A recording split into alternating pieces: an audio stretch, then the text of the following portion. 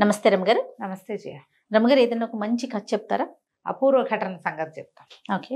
చాలా రేర్గా కొన్ని విచిత్రాలు జరుగుతాయి. అసలు అలా జరుగుతుందని కూడా మనం ఊహించాం.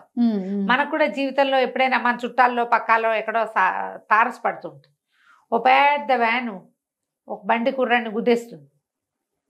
మధ్య చూసాం. గుద్దేస్తే వాడు ఆ బండి వాడికి ఆ లారీకి తగులుకుపోయింది.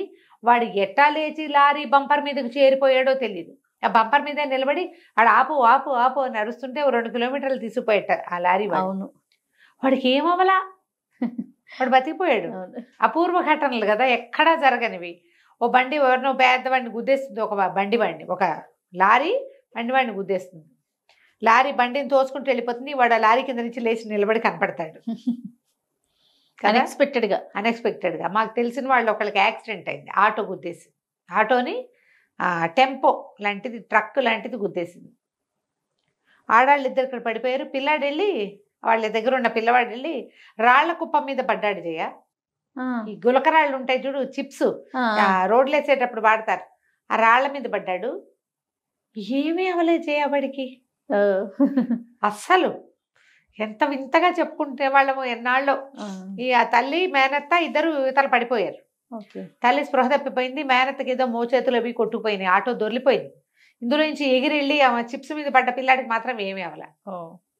వాడికి ఇట్లా క్యాప్ లాంటిది ఒకటి పెట్టారు. ఒక క్యాప్ టవల్స్ వచ్చేది. ఆ టవల్తో సహా ఎగిరాడు. మరి టవల్ కాపాడిందో ఏం కాపాడిందో వాడికి ఏమవలేదు. గీత కూడా పడలా. సూపర్. బేరమని ఏడిచాడు. ఎవరో ఎత్తుకున్నారు. కాలు చేయి విరిగిపోయి ఉంటాయి అంటున్నారు. విరగలేదు, ఎక్కడ గీసుకోలేదు. ఎట్టా పడ్డాడో ఎట్టా బతికేసాడో వాడు. రేర్గా జరుగుతాయి. అవును, కొన్ని చందమామ కథలు అట్లాంటి విచిత్ర గాథలు ఉన్నాయి. పూర్వమట అది ఏదో దేశంలో ఒక సంపన్న గృహస్థుండేవాడు.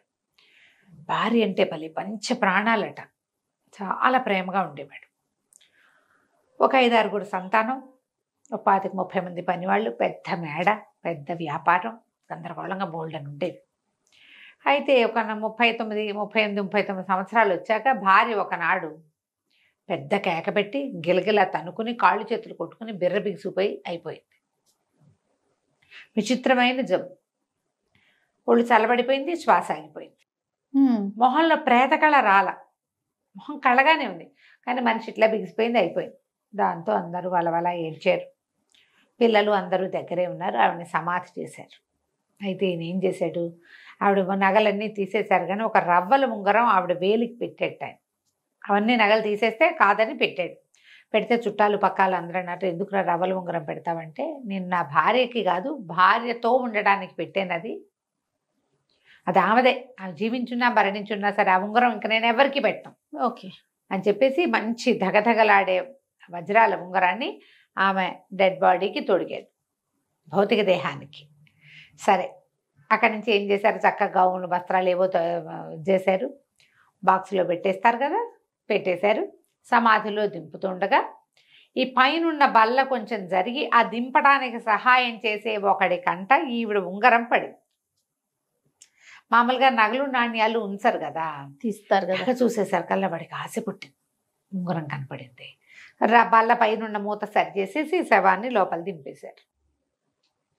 దింపేసి శవపేటకి దాని పైన చేసి, తర్వాత ఏదో సమాధి కట్టాలి, కొంచెం మట్టి పోసారు.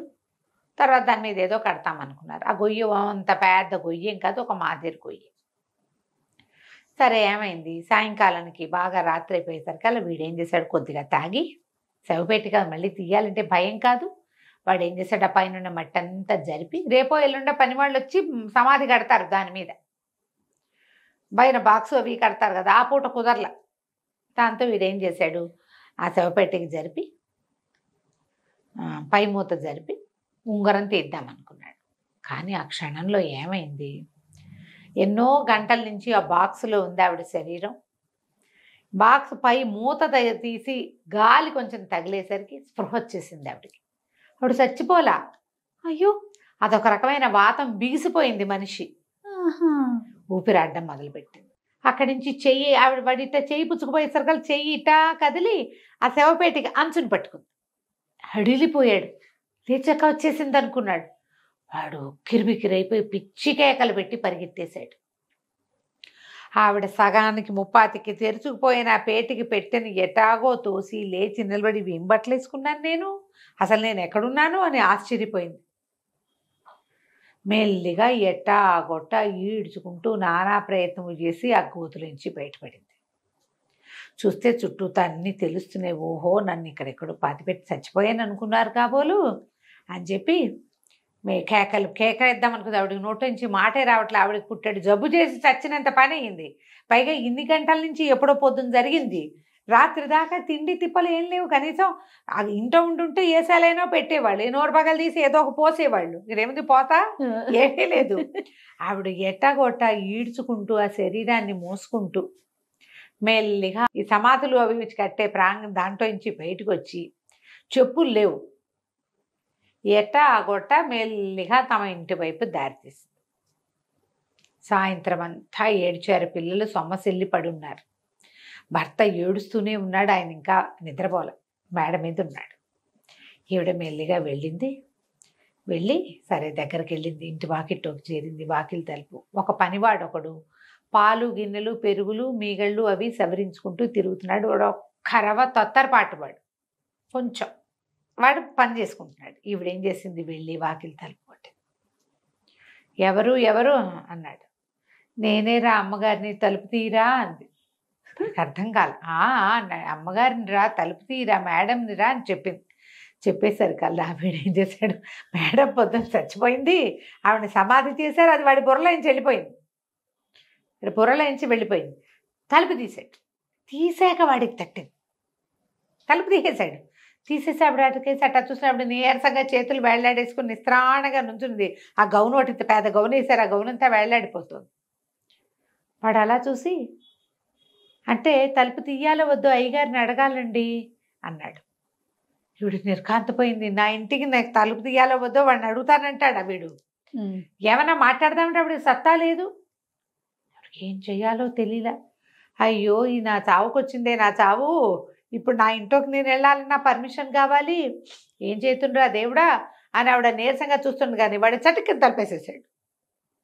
పరిగెత్తుకుంటూ వెళ్ళాడు. పైకి వెళ్ళాడు. పైకి వెళ్ళి అయ్యగారు అయ్యగారు అంటే ఆయన చచ్చేలా ఏడుస్తున్నాడు. వాడిని చూసి కళ్ళు తుడుచుకున్నాడు. పడుకోలేదండి అన్నాడు. పడుకుంటాను రా, అమ్మగారు వచ్చారండి, తలుపు తీయమంటున్నారు. తీనా వద్దండి అన్నాడు. అనగానే అన్నాడు, ఇంకెక్కడ అమ్మగారు రా, ఈనాడు ఎప్పుడో అయిపోయింది, ఎన్ని గంటల క్రితమో అయిపోయింది, అయినా ఇదేం హాస్యం రా, నన్ను పడుకోబెట్టడానికి ఇట్టాడు జోకులేస్తావురా నీ బొందా అన్నాడు. అబ్బే జోక్ కాదండి, అమ్మగారండి కింద ఉన్నారండి, తలుపు తీయమంటారా అండి వద్దంటారండి అంటాడు. ఇది అమ్మగారు ఎట్టా వస్తుందిరా నీ బొందా, అమ్మగారు వస్తే అమ్మగారు రావటం అంటే మన గుర్రాలు మెట్లెక్కటం రా, గుర్రాలు మెట్లెక్కినాయంటే నమ్మగలవా? అలాగే అమ్మగారు వచ్చంటే నమ్మలేనురా, వేసిన జోకులు చాలే, నువ్వో నేను పడుకుంటానులే అన్నాడు. వీడు గుర్రాలు మెట్లెక్కటం మీద పోయింది వాడి మనసు. ఒక ఆవిడ వాకిటో నుంచుంది, తలుపు తీయమంటుంది. వాడికి తట్ల, వాడు కొంచెం అయోమయం వాడు కదా. అక్కడి నుంచి యువతలకు వచ్చాడు. వచ్చేసరికల్లా సడన్గా వాడికి ఏం కనపడిందంటే, 2 తెల్ల గుర్రాలు ఉన్నాయి ఆయనకి, బగ్గి కట్టేవి. అవి లోపలికి వచ్చేసినాయి. వాటికి ఎలా ఉంటుందంటే, ఒక గుర్రపుశాల ఇంటికి అటాచ్డ్గా ఉంది. అవి పెంపుడు గుర్రాలు, వాళ్ళకి ఇంట్లో ఉండేవి. దానికి అప్పుడప్పుడు దానికి ఒక షట్టర్ ఉంది. అవి అటు ఉంటాయి, ఇవి ఇల్లు ఇటు ఉంటుంది. ఆ షట్టర్ ఒక్కొక్కసారి ఓపెన్ అయిపోతుంది. వీళ్ళు ఎవరైనా చూసి వేస్తారు. ఆ షట్టర్ ఓపెన్ అయిపోయి ఆ 2 గుర్రాలు లోపలికి వచ్చేసేసి అవి మెట్లెక్కేస్తుంది. కేకలు పెట్టాడు, అయ్యగారు అయ్యగారు తెల్ల గుర్రాలు మెట్లెక్కుతున్నాయండి అని. పైగా 2 గుర్రాలు మెట్లెక్కుతుంటే ఎలాంటి సంరంభం వస్తుంది, చెక్క మెట్ల మీద టకాటకా శబ్దం అవుతుందా. ఈయన హడిలిపోయాడు. తను ఇప్పుడే ఏం చెప్పాడు, అమ్మగారు రావటం అంటే మన గుర్రాలు మెట్లెక్కటం లాంటిది అన్నాడు. గుర్రాలు మెట్లెక్కుతున్నాయంటే వచ్చిందేమో అనిపించింది. అక్కడి నుంచి గుర్రాలు హాయ్ హాయ్ అని తోలేడు. అవి 2 మళ్ళీ వెనక్కి తిరిగి పరిగెత్తేసినాయి స్టేల్లోకి. ఎక్కడ ఉంటాయి కదా ఒక స్టాల్ లాంటిది కట్టి పెడతారు కదా గుర్రపుశాల, అందులోకి పరిగెత్తి. ఈయన పరిగెత్తుకుంటూ వెళ్ళాడు. ఆ పనివాడిని తోసుకుంటూ వెళ్ళాడు. వాడు కూడా పరిగెత్తాడు ఆయనతో పాటు. తలుపు తీశాడు. అక్కడ ఎవ్వరూ లేరు, ఎవరు కనపడలే ఆయనకి. అటు ఇటు చూశాడు. పనివాడు ఇక్కడే ఉన్నారండి అనబోయాడు. అప్పుడు ఇది సన్నగా ఏడుస్తున్న శబ్దం వినపడింది. ఆవిడకి నేడవడానికి కూడా సత్తలేదు, నేల మీద పడిపోయింది ఆవిడ. ఆ చీకట్లో వాళ్ళు, పైగా రాత్రి 11-12 గంటలు అయిపోయింది. దీపం లేదు, దివ్వలేదు. పరిగెత్తుకు వచ్చేసాడు అంతే. దీపం తేరా నడిస్తే ఈయన వెనకాలే పరిగెత్తుకొచ్చాడు. పనివాడు ఊరికే వచ్చాడు. వాడు మళ్ళీ లోపలికి వెళ్ళి దీపం పుచ్చుకొచ్చేసరికి అలా ఏముంది, పెద్ద చచ్చిపోయిన వాళ్ళకి వేసే తెల్ల గౌన్లో ఆ నేల మీద పడింది. ఆ దీపం చూసేసరికి జీవించింది ఈవిడ. పెద్ద పెద్ద కేకలు పెట్టాడు. పెట్టేసరికి ఇంటిలి పాది లేచి వచ్చారు. ఆవిడ నేటాకొట్ట లేవ తీసుకుని లోపల తీసుకొచ్చారు. ఆవిడ బతికే ఉండటం ఏమిటి, నడిచి రావటం ఏంటి, పట్టుకుంటే నాడి. ఆవిడ శ్వాస అవసరం కళ్ళలోంచి నీళ్ళు వస్తున్నాయి, చిన్నగా వెక్కిళ్ళు పెడుతోంది ఆవిడ. అక్కడి నుంచి గబగబా కాసిన పాలు అవి కాచిపోసారు, బ్రెడ్ ఏదో తినిపించారు. ఒకటి పరిగెత్తుకుంటూ గుర్రం వేసుకుని రాత్రిపూటే పోయి వైద్యుని నీడ్చుకొచ్చాడు. రకరకాల మందులు గిందులు పోసారు. తెల్లవారేసరికి మామూలు అయిపోయింది. ముందు రోజు పొద్దున ఆవిడ శవయాత్రలో పాల్గొన్న వాళ్ళంతా మర్నాడు ఆవిడ పరామర్శ యాత్రకు వచ్చారు, పువ్వులు అవి పుచ్చుకుని. చాలా రేర్గా ఇలా జరుగుతాయి. అవును, చాలా రేర్గా. ఒక ఇంగ్లీష్ కథ నాకు గుర్తుండి కథ అంతా మర్చిపోయాను కానీ ఒక అతన్ని ఇట్లా పాతేస్తారు, బతుకున్న వాడిని. ఏదో విషప్రయోగం జరుగుతుంది, చనిపోయాడు అనుకుంటారు. అక్కడే ఉండి ఉండి ఉండి తలంతా తెల్లబడిపోతుంది అతనికి, టెన్షన్కి. అతను తిరిగి వచ్చేసరికి అతని భార్య ఎవరితోటో కనపడుతుంది. ఎందుకు బతికొచ్చానా అనుకుంటాడు. ఈ కథ చదివితే నాకు ఆ కథ గుర్తొచ్చింది. కథ ఎక్కడుందో వెతకాలి. మాలతీ చంద్రు గారు తెలుగులో చేసిన నావెల్, ఇంగ్లీష్ స్టోరీ అని గుర్తుంది నాకు. అతనికి షాక్కి తల తెల్లబడిపోతుంది అప్పటికప్పుడు. ఆ తెల్ల తలతో అతన్ని గుర్తించారు వాళ్ళు ఎవరు. అంతకుముందు అతను యువకుడు. తెల్లటి తల ఉంటే ఎట్లా గుర్తుపడతారు? ఇప్పట్లాగా రంగులు వేసుకునే కాలం కాదు కదా. ఆ కథ ఒకటి జ్ఞాపకం వచ్చింది. చూడు ఎంత అపూర్వ ఘటన, ఎప్పుడు ఎక్కడా జరగండి. పాతి పెట్టిన వాళ్ళు మళ్ళీ బ్రతికి రావడం సాధారణంగా జరగదు. ఆవిడ చూడు ఇల్లు వెతుక్కుంటూ కూడా మళ్ళీ వచ్చేసేసింది కథ కంచికి మన ఇంటికి. బాగుందండి. నమస్కారం గారు.